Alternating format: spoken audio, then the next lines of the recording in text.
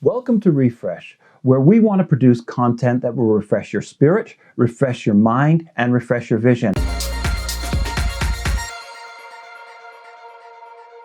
Today's kind of a special day for me because I actually have my wife, Faith, here with me. Welcome.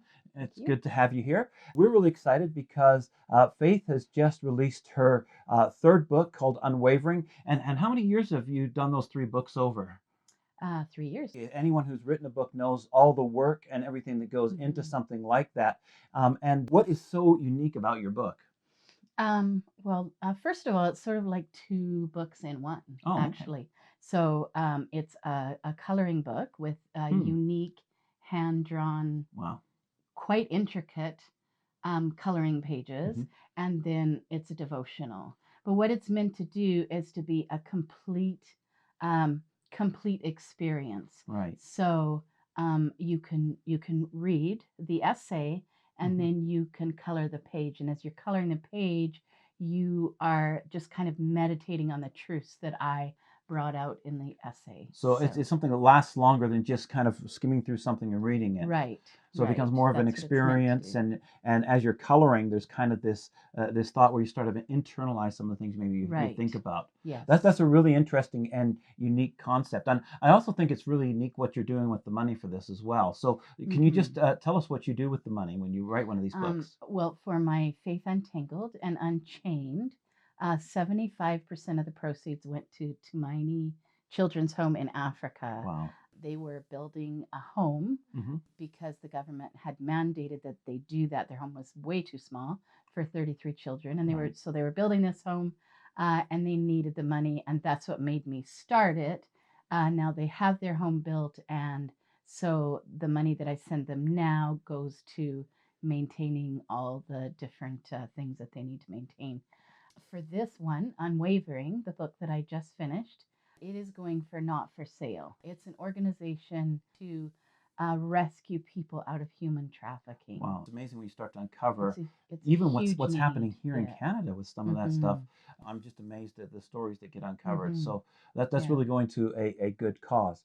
You know, one of the things that I really enjoy about your books is actually the stories that we hear that come back afterwards. You know, it's fun writing it and doing all the drawing and everything, but the stories that come back and the positive change that people have in their lives, it's really inspiring to me actually. And so I was wondering whether there's one of those stories that kind of particularly sticks out to you you'd like to share with everyone.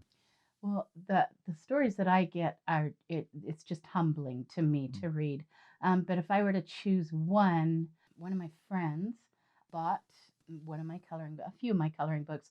She brought one of them to her friend in the hospital, and her friend was in the hospital due to a mental illness. Wow. Her friend started coloring it and just really feeling a life change. But what happened a few days later is that the nurse of that ward actually called my friend up and said, please, I need to buy a bunch more of those books because what I'm seeing in this person is something that I want to see in everyone. It's completely revolutionized her life. It's been so amazing. Wow, it's amazing that it can just put in a place like that where somebody is so desperate to need hope. That they find it there, and it actually brings peace to some people who have got some real trouble in their mind and things. And you know, one of the things that I really like about your books, all of them, and especially this newest book, is the way that it helps shape our vision of God. And I think that you have a way of being able to frame, especially the aspects of His character, so that we can see that He's in it with us and for us, not kind of against us. And what I'd like to do is we had you record a portion of the book, and I'd just like to play that so people can get a sample, and hopefully they'll get encouraged as they're listening to it. Often, when we think of hope, we think of someone standing at the window, wringing their hands, beads of sweat forming on their forehead, wishing that a certain thing would happen. Hope in the Bible is much more than wistful thinking. The hope that God gives us is much more like a weapon, something for us to hang on to when Satan tries to fling his fiery darts of doubt and fear at us.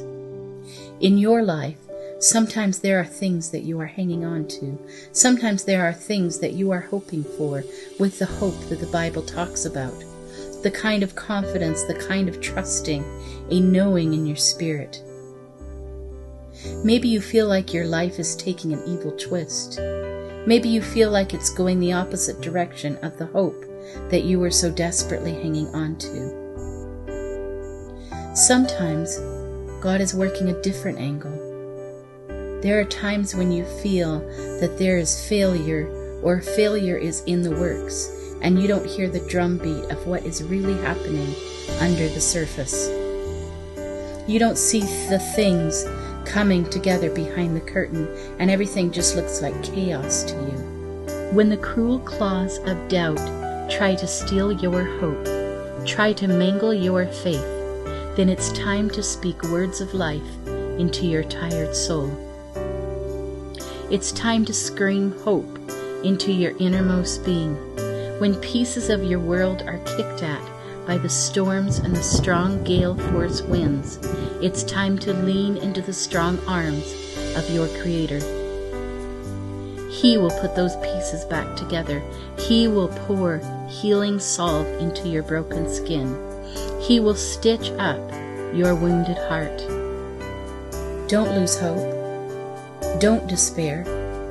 Oftentimes we just need to close our eyes, open our hands to heaven, breathe in deeply the mystery of His hope, and hang on to that word, that promise that He spoke in our hearts. I hope you enjoyed that.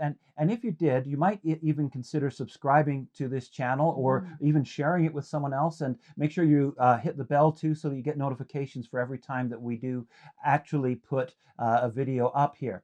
And now that piece that we had you reading was on hope itself. And that is so amazing. So why did you begin your book? Because this is the first essay in the book. So why did you begin the book with a story about hope? Well, I'm not sure I intentionally did it actually, or put that much thought into it. But I think that every day needs to begin with hope. And every journey needs to begin with hope. Every time you go into a situation that is a difficult circumstance or a difficult situation, it needs to begin with hope. Because without hope, what do you have? Yeah, that's really true, and I think one of the things that comes out in the article, you talk about hope and trust, and what do you kind of feel like the relationship between those two are? Well, first of all, hope and trust you can't see with the naked eye; you just feel in your spirit. And I think hope means something that you are anticipating. It's an expectation. So that's different from what we normally think of hope, right? Because we normally think of it as kind of, oh man, I hope, but hope is actually a weapon. It is actually a weapon that's interesting. to get us through. And if you can't hope in a God that you don't trust, so hope and trust should be married to each other. Yeah, I get it. So like if I'm coming to a bridge that I see ahead of me, then really a hope is that expectation that I'm going to get to the other side of the bridge. But my trust has to be there that that bridge is not going to fall apart by the time I get there. Absolutely. And so it's the same way with us and God when it comes to hope. And I think that's really important. And you know, I think a lot of times people look at people like you and me and think like we live in this kind of la la land where everything is always good, and we always are hopeful in every situation. We're always positive in situations. But you know, I know both of us have been through situations where we've experienced even hopelessness ourselves. And so my question to you is what do you see as some of the enemies that actually come and attack us, that try to steal our hope? Well, definitely hopelessness, because that's the opposite of hope. But I think that fear does. Yeah, that's a big one. Fear is a big one that steals our hope. Um, Depression steals our hope. Shame, shame from the past, and shame even from the present, and condemnation. All those things are hope stealers. Yeah, and those things there. So when you get to one of those points where you're feeling hopeless, Hmm. what do you do? How do you find hope when hope is elusive? Well, one of the things there's a few things I would do, but one of the biggest thing is that I get alone with God. Hmm. So whether it's taking a walk alone or going into another room alone with my Bible and my journal, and I just I talk to God and I wait for Him to answer me. Wow. And a lot of times in those moments where He answers me, He gives me that hope. Hmm. And so I really like that because sometimes it's important to wait for it. Yeah, Uh, I, and even fight for it. Actually, hope doesn't always just like boing. A lot of times, you have to fight for that hope and contend for that hope, and then you hang on to it when you mhm. get it. That's awesome. Well, I had the privilege of helping to edit this book, and I always found that at the end of a session, I was feeling encouraged and built up. And I think maybe some of you, even just listening to Faith here talk, have been feeling some of that yourself. And if you feel like this book could be an encouragement to you or even to Mm-hmm. someone that you know, I'm going to put some links down in the description. And I'm also going to put some links down there for Too Many Children's Home as well as Not for Sale. I think one of the other things that I'd like to do for our listeners is kind of set it up so that if we could put together a PDF Mm-hmm. with maybe a coloring page and this whole essay on hope on Mm-hmm. there for them to download from your website. Would that be pretty cool? Yes, that's Okay, and I absolutely. may even include the audio file as well, so that you can actually kind of listen to the whole thing if that's the way you consume your Right. media. We'll have a link to Faith's website and how you can get hold of that in the description as well. Now it's time actually for the question of the day, and I had this really interesting thought. Will you share a quote or scripture that helps you when you feel like you need hope? I just was thinking about this, and can you imagine someone searching through YouTube looking for hope, and they see the title on this video, and they look and they see all these quotes, all these scriptures, all these messages on hope? We could literally change someone's life. We could actually save someone's life just by the things that we put there. And I would love you to be a part of that. And the nice thing about YouTube is it stays up there forever. So maybe Mm-hmm. 2-3 years from now, someone stumbles across this video and they come across your message of hope, and it changes their world for them. So if you could do that, leave your message of hope in the comments. I look forward to seeing everything that you put there. I really hope that you have enjoyed this video. And if you feel like this is valuable content for you, please make sure that you subscribe to it. Make sure you sign up for the notifications. Until next time, though, keep moving onward, keep looking upward, and I will see you in the next video.